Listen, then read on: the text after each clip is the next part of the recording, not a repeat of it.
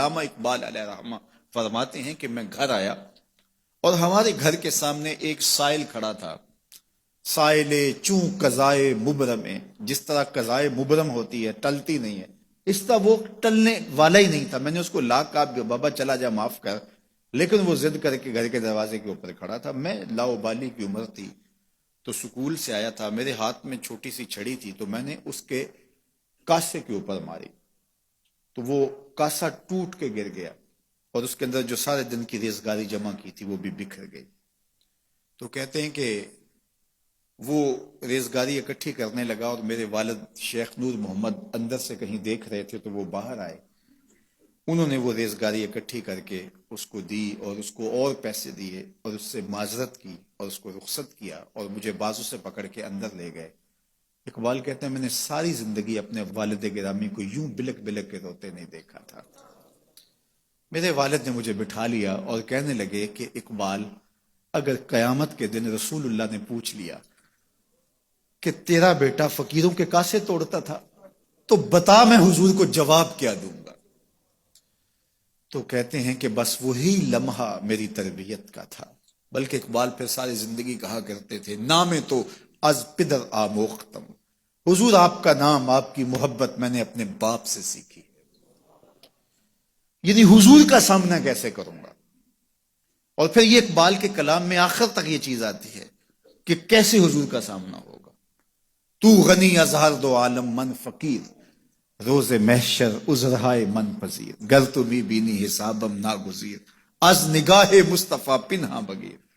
اقبال بھی پھر آخر میں دعا کرتے ہوئے اللہ کی بارگاہ میں عرض گزار ہوتا ہے، مالک تو غنی ہے، میں تیرا فقیر بندہ ہوں، تو مجھے یوں ہی معاف کر دے، میرا حساب نہ لینا.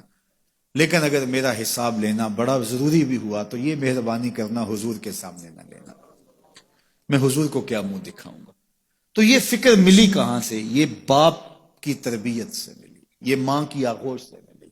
تو یہ ماں باپ کی ذمہ داری ہے کہ بیٹا جب کسی کا دل توڑے، جب کسی سے زیادتی کرے تو باپ وہیں اس کا راستہ روکے.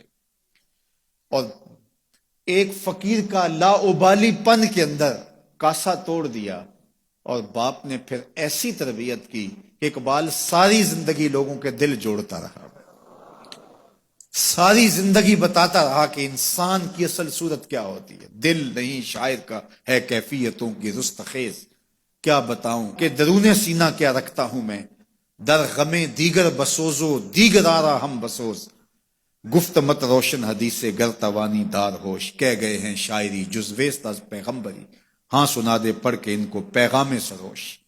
وہ کہتا ہے دوسروں کے غم میں جلنا اور پھر اس غم کو جہان میں پھیلا دینا، اسی کا نام شاعری ہے.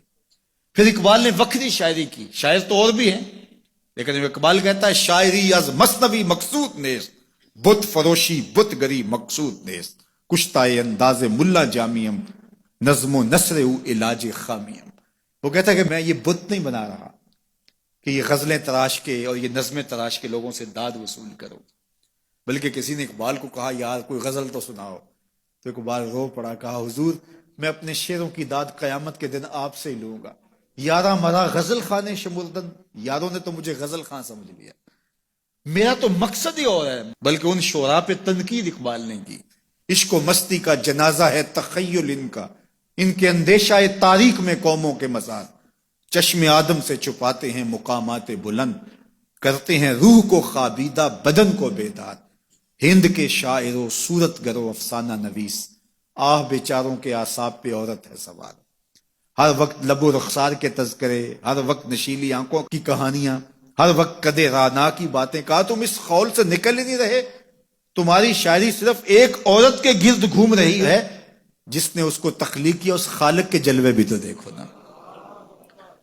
تو اقبال پھر اقبال بنتا ہے اور اس کو یہ شعور، یہ آگہی، یہ نور ملتا کہاں سے ہے؟ یہ باپ سکھاتا ہے. باپ کے بعد پھر مولوی میر حسن ملتا ہے جو استاد اقبال کو اقبال بنا دیتا ہے. تو یہ ماحول انسان کو سکھاتا ہے. تو میں اور آپ دیکھیں کہ ہم اپنی اولاد کو کیا دے رہے ہیں. تو کبھی بھی اپنی اولاد کو اس کی اجازت نہ دیں کہ وہ کسی کمزور پر ظلم کرے. جب کمزور پر آپ کی اولاد ظلم کرتی ہے، زیادتی کرتی ہے، تو پھر وہ بڑی ہو کر کے ظالم بنے گی، جابر بنے گی۔